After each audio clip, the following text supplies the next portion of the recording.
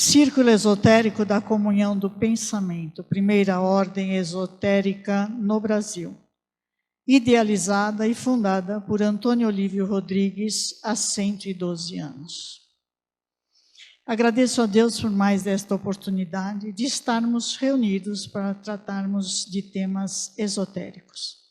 Peço a proteção do Mestre dos Mestres Jesus, da hierarquia angélica, dos patronos de nossa venerável ordem, Príncipe Monfort, Swami Vivekananda, Eliphas Levi e Antônio Olívio Rodrigues, que nos proteja, ilumine e oriente para a palestra de hoje. Escolhi o tema, a iniciação ontem e hoje. Anterior ao evento da vinda de Jesus Cristo para a Terra, o ser humano recebia seus ensinamentos, suas orientações para a vida, até para as atividades mais simples, diretamente do plano espiritual superior. Estavam conectados com os seres espirituais das hierarquias.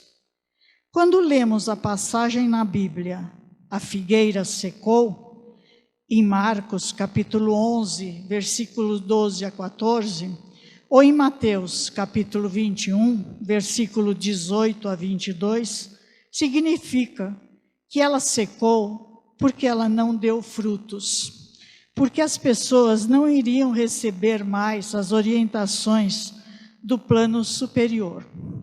Cristo veio para trazer a liberdade, o livre-arbítrio. Hoje, o ser humano tem que ir buscar essas orientações, esse religar-se à divindade. Para o indivíduo comum, essa busca ocorre naturalmente. Ela se apresenta na existência humana através das mudanças que acontecem do nascimento para a infância, da infância para a juventude, da juventude para a vida adulta, da vida adulta para a maturidade e da maturidade para a velhice. Para alguns estudiosos, essas mudanças ocorrem de 7 em 7 anos e são chamados de setênios. As exceções a esta regra são os ritos de passagem, cerimônias especiais que se realizam em certas sociedades de sabedoria. Quando um membro é iniciado nos mistérios que conduzem a um nível mais elevado de consciência de uma forma mais rápida. Os novos níveis de compreensão e conhecimentos espirituais somente se tornam acessíveis para aqueles que já adquiriram esse direito através de uma forma correta de vida. Para merecer o direito de passar pela porta que conduz a outros níveis de imaginação e de consciência, é necessário ter tido uma conduta impecável no decorrer dos anos, ter demonstrado qualidades espirituais e haver conquistado a boa vontade dos responsáveis em passar adiante esse tipo de conhecimento. Talvez um hierofante, um guru, um guia espiritual, um pajé ou outros.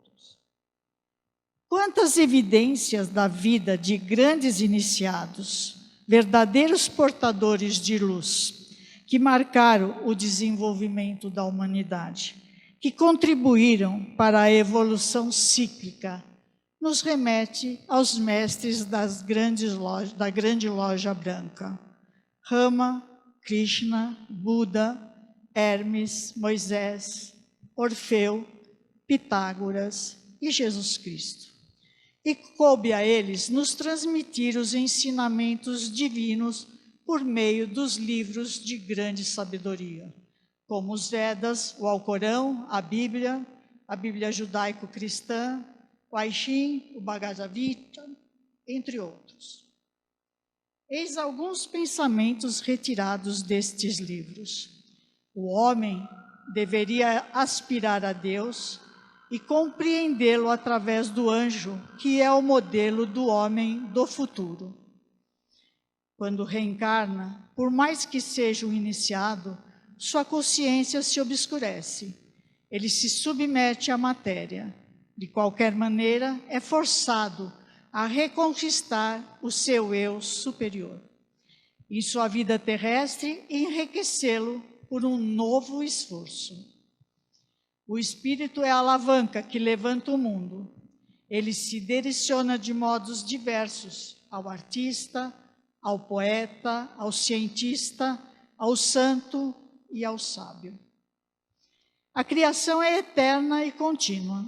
O Criador não conhece descanso. Antes e depois da morte, gera sem cessar novas formas. A ciência e a religião são as duas fontes comuns de inspiração para assegurar a fraternidade entre os povos e o futuro da humanidade. A religião responde às necessidades do coração, daí a sua magia eterna. A ciência, as do espírito, dá força invencível. A religião sem prova e a ciência sem esperança, sem fé, em constante disputa. Todas as grandes religiões têm uma história exterior e uma história interior. A primeira aparente, com dogmas, mitos ensinados nos templos, nas escolas, nas superstições populares, e a outra escondida nas tradições esotéricas ou doutrinas dos mistérios, e muito difícil de ser decifrada. Pois as grandes almas, os grandes profetas, não confiaram nem em escrevê-las e nem ensiná-la aos discípulos as verdades universais e eternas. É preciso adivinhá-las, é preciso buscá-las. E o caminho para encontrarmos as verdades primeiras e últimas sempre foi e será o caminho da iniciação e da meditação. Nos antigos tipos de iniciação, como o silêncio pitagórico, para Pitágoras, o discípulo deveria permanecer em silêncio durante longos anos sem interrupção. Nos mistérios de Samotrácia, qualquer um podia se tornar iniciado. Homem, mulher, gregos, romanos, bárbaros e até escravos. Os navios chegavam com pessoas que queriam se iniciar. E era feita a iniciação durante a noite e durava no máximo 8 horas. As exigências éticas e morais para eles eram grandes. Contava de um juramento. O juramento consistia em não usar fórmulas mágicas ou substâncias mágicas. Não roubar, não matar, não abortar, não envenenar, entre outros, o de acusar os místicos que usavam essas práticas. No mistério de Eleusis, 700 anos antes de Cristo, utilizavam o ciclo solar e lunar. O calendário determinava as festas e o início das iniciações. Usavam as 3 estações mais marcantes, o verão, a primavera e o inverno.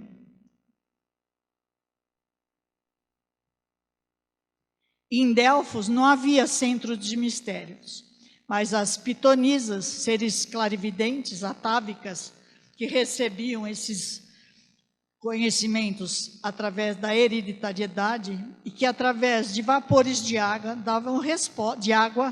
davam resposta às perguntas que lhe eram endereçadas. Mas as respostas apontavam sempre para possibilidades, elas não eram determinadas. Assim sendo, sempre tinham que decidir entre as várias opções apresentadas. Em Éfeso, mistério da palavra, do diálogo, homem e mulher eram iguais. Lá se cultivava a relação entre 2 pessoas. Mestre e discípulo caminhavam juntos e cultivavam o diálogo. É o centro da palavra, do verbo.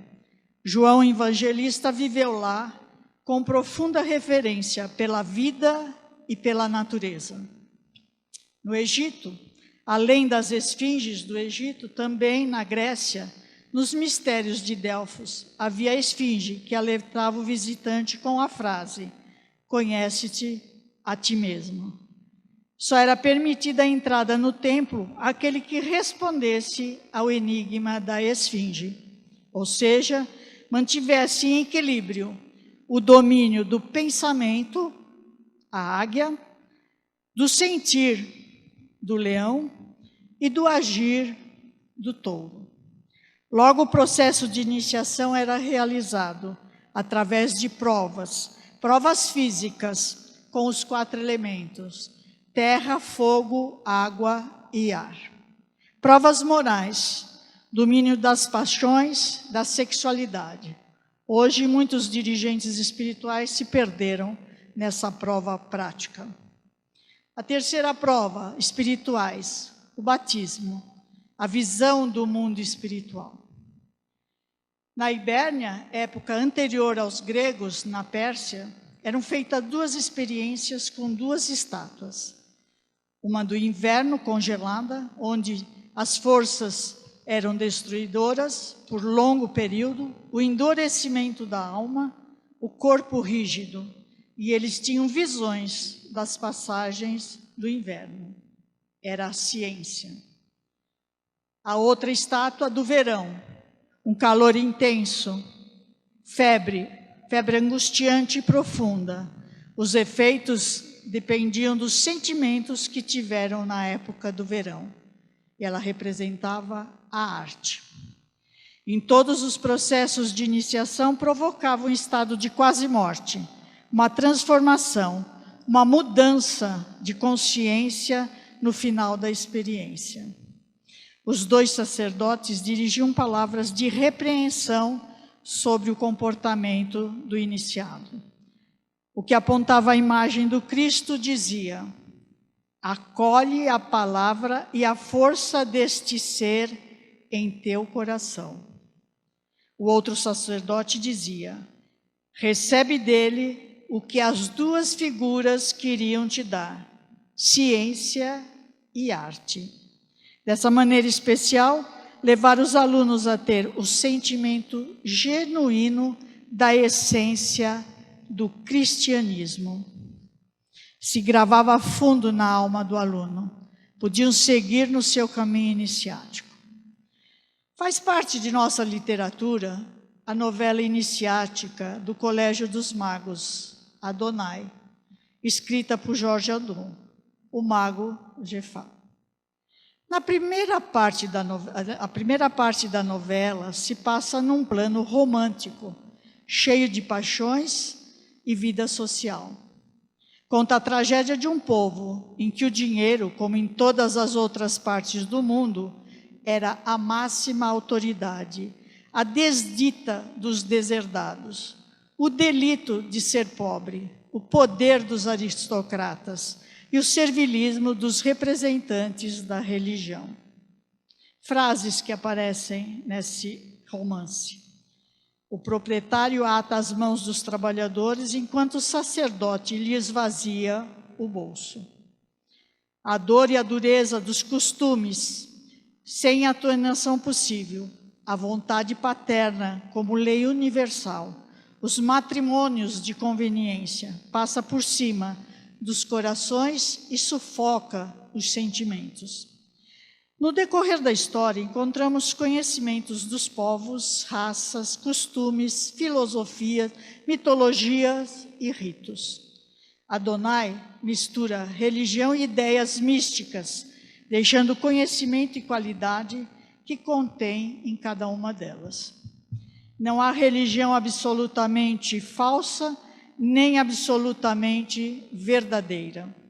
Todas são ramos de um mesmo tronco, porém, usa uma roupagem diferente, conforme o tempo e a raça. A história e a geografia aparecem como pano de fundo. Essa obra encerra as cenas da vida diária, o que a torna trágica, pois em todos os tempos, as lutas sociais, religiosas, políticas e econômicas foram e são as características do mundo. Seu conteúdo descreve um ciclo da vida humana, São fragmentos de fatos que vieram à luz das profundezas da mente. São recordações reunidas da memória e pensamentos lançados, às vezes ao acaso, outras vezes em ordem, para formar um todo. Afirma que não há religião mais elevada que a verdade. Aqui desaparecem as cores das bandeiras, ficando somente a cor branca da paz e da justiça. Paz, justiça e elevação é a trilogia que nos ensina Adonai. Esse é o caminho da iniciação do homem de hoje. No início do livro, ele traz a imagem de que o cristão é como o cedro do Líbano e, portanto, tem a promessa de crescer. E que o seu crescimento seja lento, conforme a experiência do cedro. Durante os 3 primeiros anos, as raízes crescem até 1,5 metro de profundidade, enquanto a planta tem somente cerca de 5 centímetros acima da terra. Somente a partir do 4º ano é que a árvore começa a crescer. Entendemos que o cristão, o iniciado, deverá crescer a partir das bases, das raízes, para depois mostrar toda a sua aparência externa. Suas raízes profundas buscam água nos lençóis freáticos e por isso ela não depende da chuva. Quando encontra uma rocha, não para de crescer e chega a atingir 40 metros de altura. Além da natureza, o iniciado deverá estar atento a outros sinais, a outras fontes, como simbolismos, lendas, contos de fadas, fábulas, fontes ricas de informações ocultas. E a grande orientação, calar-se. Você poderá indicar a fonte, mas não a interpretação. A divulgação indiscriminada desses conhecimentos através dos atuais meios de comunicação estão se perdendo e banalizando informações preciosas. Estamos nos perdendo nas imagens prontas e artificiais, ricas em cores e movimento, e deixando de criar em nossas mentes imagens vindas para cada individualidade do mundo espiritual superior. O caminho da iniciação é a busca nas entrelinhas, entrar no sentido do oculto daquilo que mal se revela. É preciso compreender e sentir o gesto, a palavra, o conteúdo do livro que explicam certos segredos, os mais profundos mistérios, segredos que apenas poderiam ser percebidos por aqueles que tivessem passado pela preparação necessária. Todo conhecimento foi contado em grandes grupos, mas interpretado apenas em um círculo restrito, para aqueles que estiverem maduros para isso. O círculo esotérico da comunhão do pensamento não impõe aos seus adeptos as terríveis provas materiais das antigas iniciações. A transformação moral do indivíduo, mais do que as terríveis provas materiais da antiguidade, é a verdadeira chave da iniciação. Proferindo de coração as palavras da chave de harmonia, harmonia em todos os planos, harmonia do espírito, que é a sabedoria, harmonia do coração, que é a bondade, a harmonia do corpo, que é a saúde pela observação das leis da natureza. Quem obteve esta harmonia não encontra obstáculos na vida e está no caminho da iniciação. Hoje em dia, muitas pessoas falam em iniciação. Todos querem ser iniciados, mas entende por iniciação um halo iniciação, uma iniciação por outra pessoa, por um mestre, por um guru. Essa halo iniciação é uma utopia, uma ilusão, uma fraude espiritual. Só existe autoiniciação. O homem só pode ser iniciado por si mesmo. O que o mestre, o guru, pode fazer é mostrar o caminho por onde alguém pode se auto-iniciar. Pode colocar setas ao longo do caminho, setas ao longo da encruzilhada, setas que indiquem a direção certa que o discípulo deve seguir para chegar ao conhecimento da verdade sobre si mesmo. Isso pode e deve o mestre fazer, suposto que ele mesmo seja um auto-iniciado. O que deve um homem profano fazer para se auto-iniciar? Para sair do mundo da ilusão sobre si mesmo e entrar no mundo da verdade? Os discípulos de Jesus fizeram 3 anos de aprendizado e 9 dias de meditação. Depois se auto-iniciaram. Descobriram a verdade libertadora sobre si mesmo.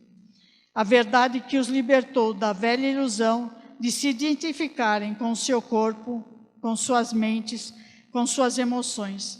Saíram das trevas da ilusão, de se identificarem com o seu corpo e ingressaram na luz da verdade libertadora. Eu sou espírito, eu sou alma, eu e o Pai somos um. O Pai está em mim e eu estou no Pai. O reino dos céus está dentro de mim. O iniciado morre para o seu ego ilusório e nasce para o seu verdadeiro eu. O iniciado dá o início, o primeiro passo para dentro do reino do céu. Começa a vida eterna em plena vida terrestre. É impossível a verdadeira meditação sem que o homem se esvazie de todos os conteúdos do seu ego ilusório. Quem se esvaziar de sua egoconsciência será plenificado pela cosmoconsciência, que é a iniciação. Meia hora de meditação nada resolve, não abre as portas para a iniciação. Se o homem não se libertar durante o dia da escravidão do seu ego. Libertação da escravidão do ego é usar as coisas materiais na medida do necessário e não do supérfluo. O homem deve e pode ter um conforto necessário, sem desejar confortismos excessivos. Nada pode o mundo esperar de um homem que algo espera do mundo. Tudo pode o mundo esperar de um homem que nada espera do mundo. O auto-iniciado é um místico, não um místico do isolamento solitário, mas um místico dinâmico e solidário, que vive no meio do mundo sem ser do mundo. Ele tem que ser bom. Ser bom não é ser bonachão, nem bonzinho, nem bombonzinho. Para ser realmente bom, deve o homem estar em perfeita harmonia com as leis eternas da verdade, da justiça, da honestidade, do amor, da fraternidade e viver de acordo com esta sua consciência. Ser bom é autoconhecimento, é autorrealização. Estagnar é fácil, descer é facílimo, subir é difícil. Toda evolução é uma subida, e sem subida não há iniciação. Eis aqui umas palavras de grande sabedoria de um caboclo que encontra um ser humano buscando essa iniciação.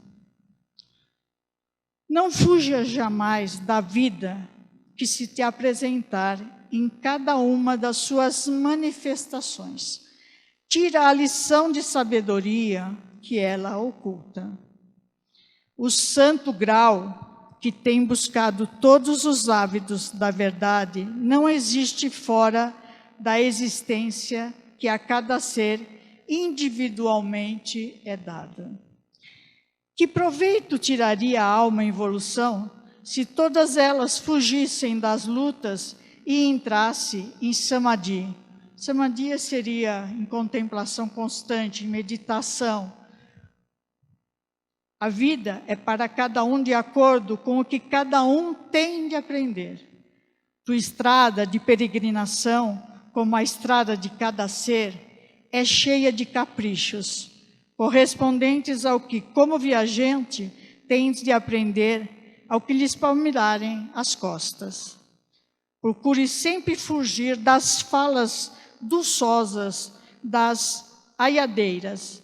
Aiadeiras são mulheres que fazem dramas pelas estradas, iludindo o ser humano, que cantam às bordas do caminho, convidando ao remanso do oásis mentirosos, ou apontando sendas suaves com castas borbulhantes. Foge sempre das fingidas clareiras onde te convidam ao repouso. Os acháveros, também os judeus errantes, que consta na Paixão de Cristo, da vida, não cessa a sua jornada, avança sempre, tendo no coração uma certeza, e na certeza a confirmação do que a voz lhe segreda a cada passo da áspera vereda. Embora te pareça mal, é suave o meu fardo e leve o meu jugo. Ou então, vem a mim, tu que estás cansado e triste.